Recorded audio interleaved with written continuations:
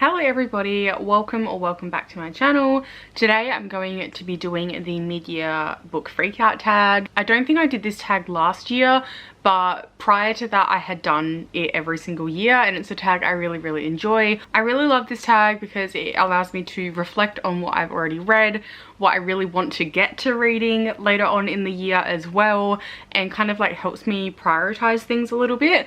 So there is a set of, how many questions? 13 questions altogether. So the first question is the best book I've read so far this year, and that book is a very recent read and one I haven't talked about yet.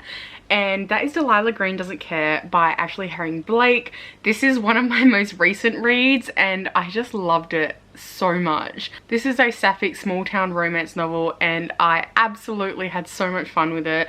I adored all of the characters, especially the main character and the love interest. I really loved the main relationship and also all of the friendships that were established and grown in this book as well. It just did such a wonderful job. Each character felt so real and so complex, and I really loved how it explored Delilah's relationship with her sister in particular, because it starts off really bad and it really explores like misunderstandings and kind of communication failures that happen within a family dynamic, and I think it just did a really good job of exploring that, and I just had so much fun. It was also just really fun. Delilah is also a photographer, so reading about that aspect of her life was really cool as well.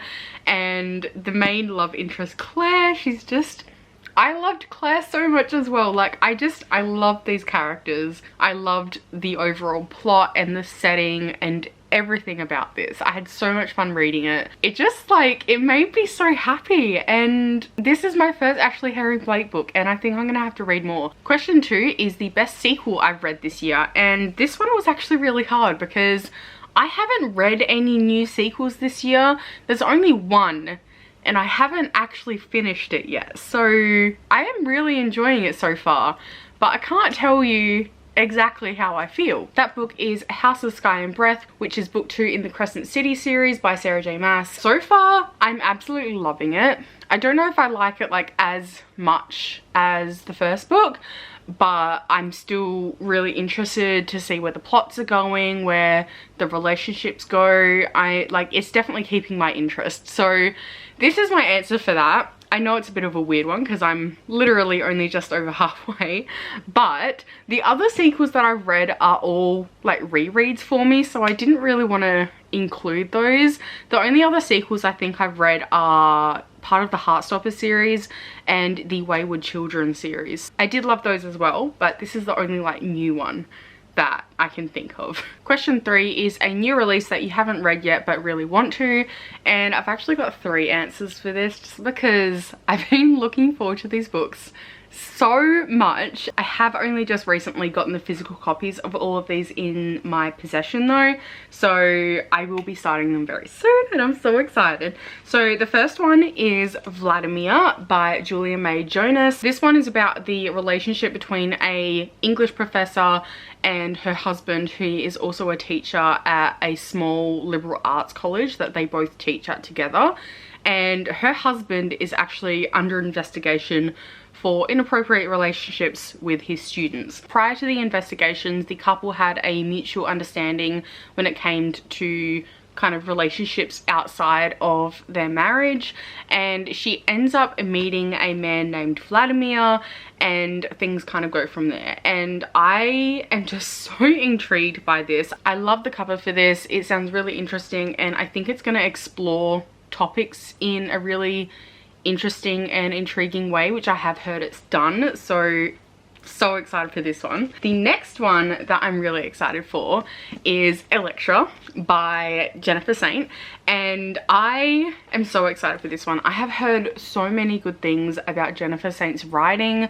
She's meant to be absolutely fantastic. I'm also waiting on Ariadne, which I've also ordered and haven't read yet. Both of her books are Greek retellings, and Electra follows the house of Atreus, which is cursed, and follows the story of the sister of Helen.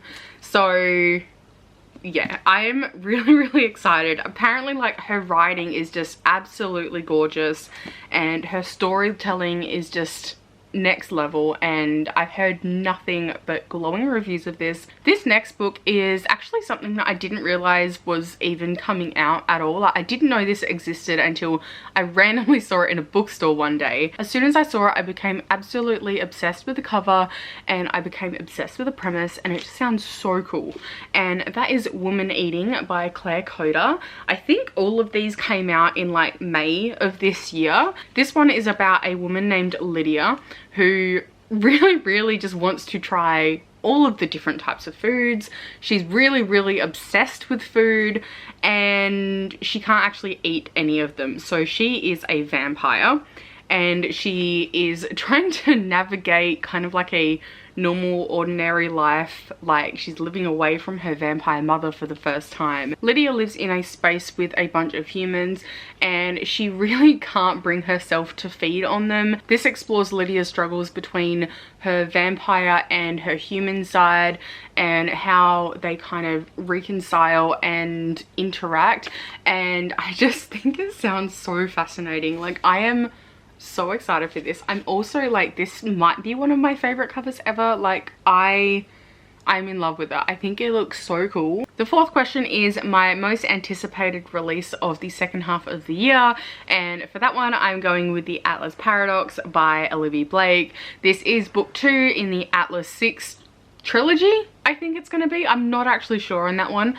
but I am just so excited for the second installment in this series. I absolutely love the Atlas 6. I found the first book really focused on mostly the characters and their relationships, and obviously there was like a bit of a plot going on, but it was mostly character driven with a little bit of an opening for what's to come.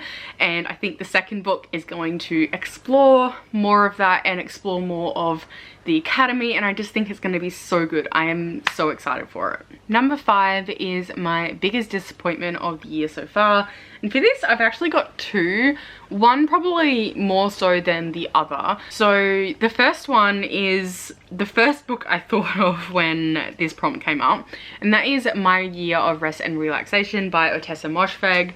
I had heard so many rave reviews about this, and I'm really getting into kind of like the sad girl genre of books that are kind of trending at the moment. I do really enjoy them, and I feel like this is like the epitome of that genre, but I did not enjoy it. Like, I enjoyed it a little bit. I gave it like 3 stars, but I was expecting to absolutely love this. But honestly, I just found it really boring, and it basically explores this woman who doesn't have a name, and she is very depressed. She has this idea in her head that if she sleeps away the entire year, she's going to kind of wake up refreshed and reborn and a completely new person.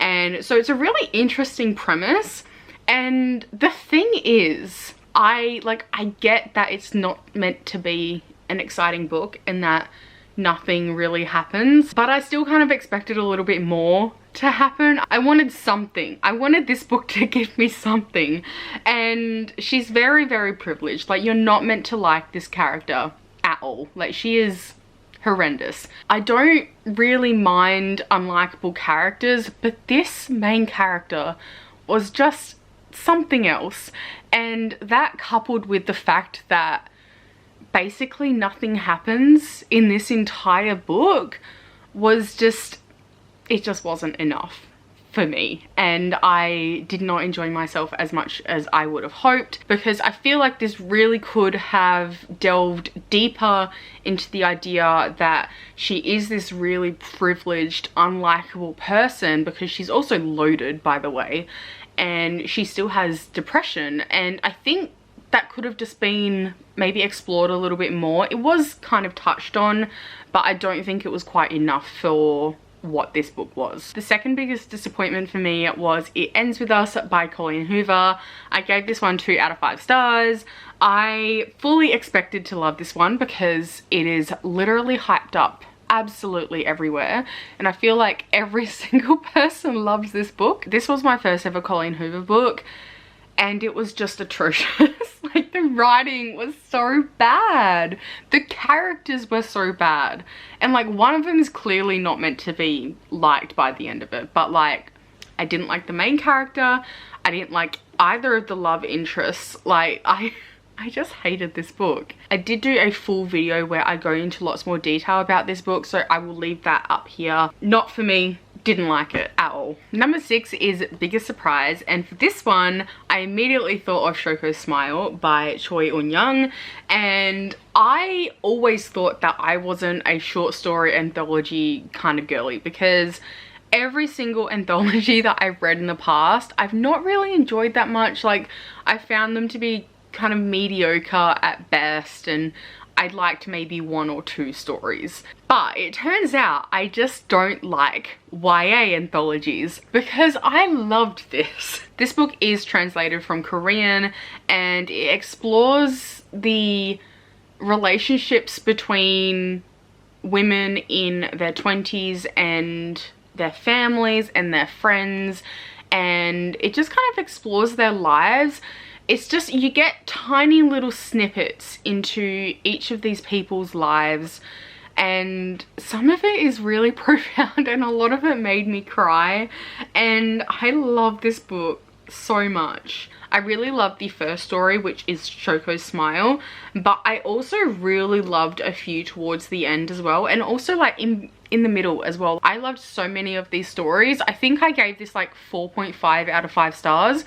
And the only reason I didn't give it 5 stars is because I probably wouldn't rate every single story in here 5 stars. Like, that's the only reason.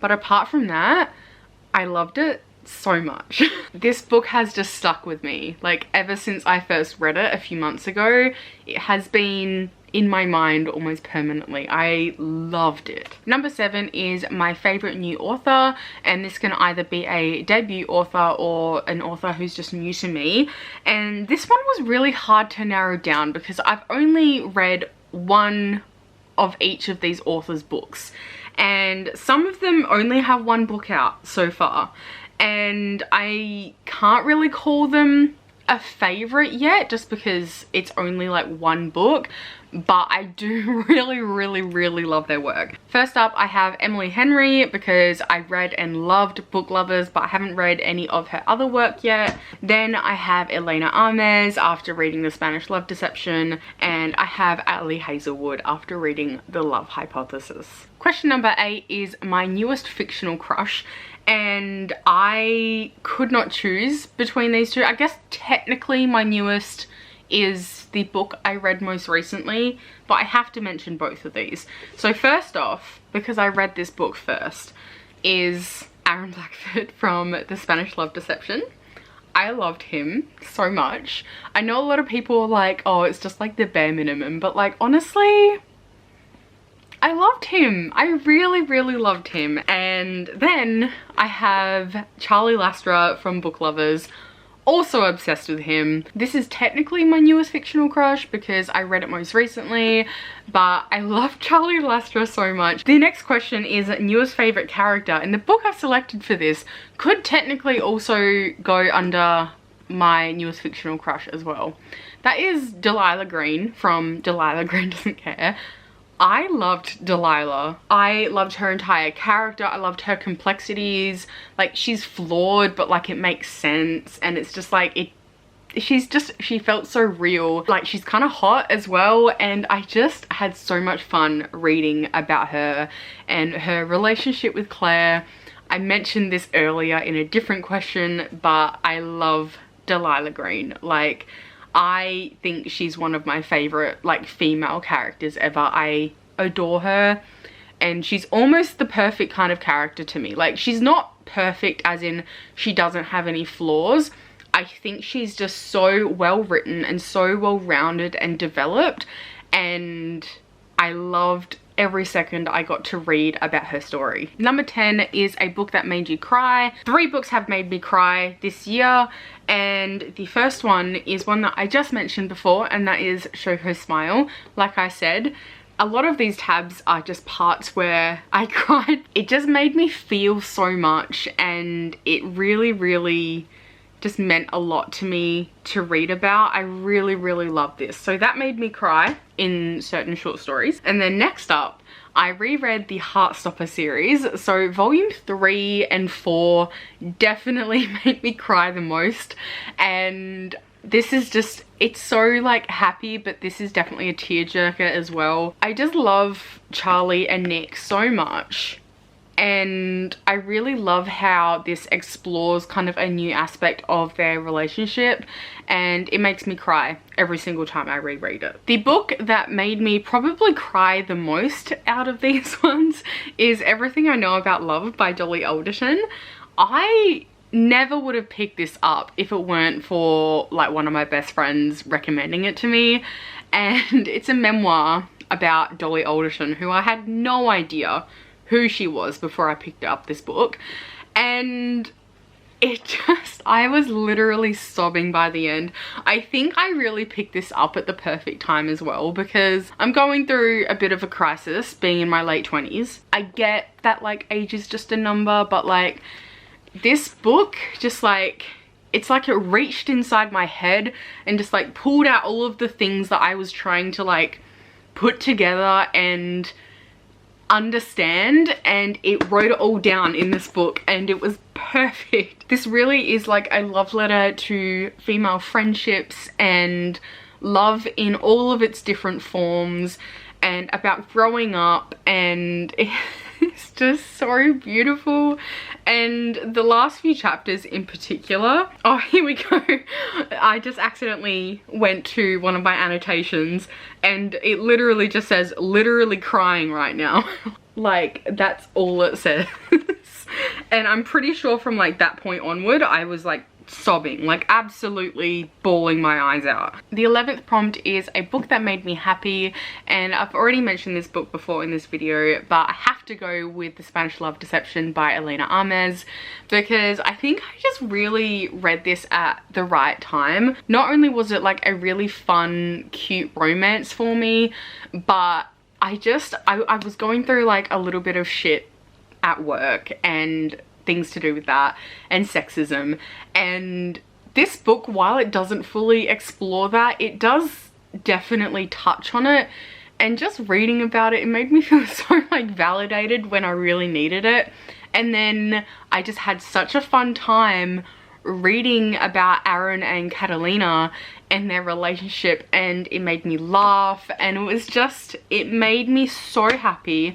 It brought me so much joy. It's truly one of my new favorites. Like, I get why people don't love this book, like I get it, but I can't help but feel so much joy towards this book, because I truly did read it at a time that I needed to.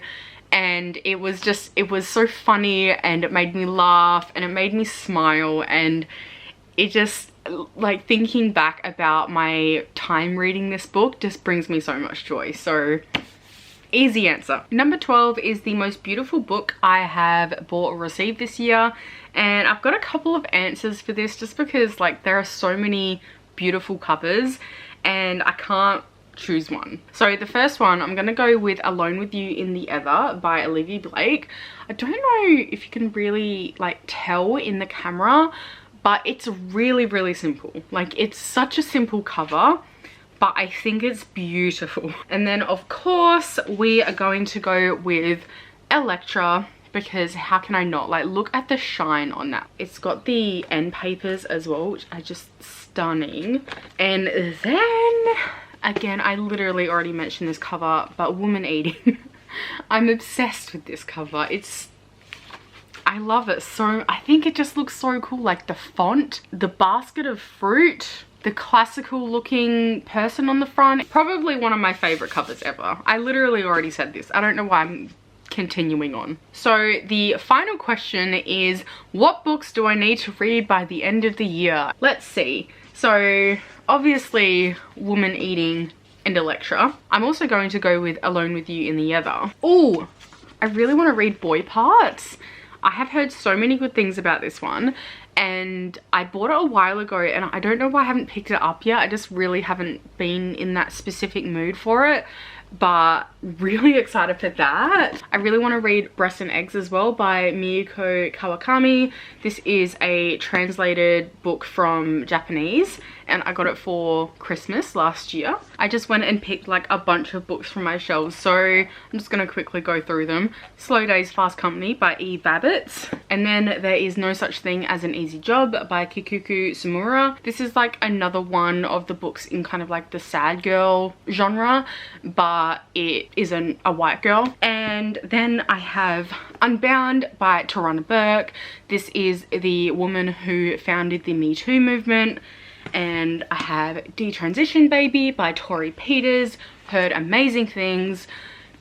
Pachinko? That is backwards. Pachinko by Minjin Lee. Again, heard so many good things about this one. And then finally we have All's Well by Mona Awad, because I adored Bunny and I can't believe I haven't read this yet. I know I've got like a big stack here, but like there's so many books I want to get to before the end of the year, and so many more than the ones I even just mentioned. Of Vladimir is another one. I'm just like so excited about so many of the books that I have hauled this year and that I have discovered this year.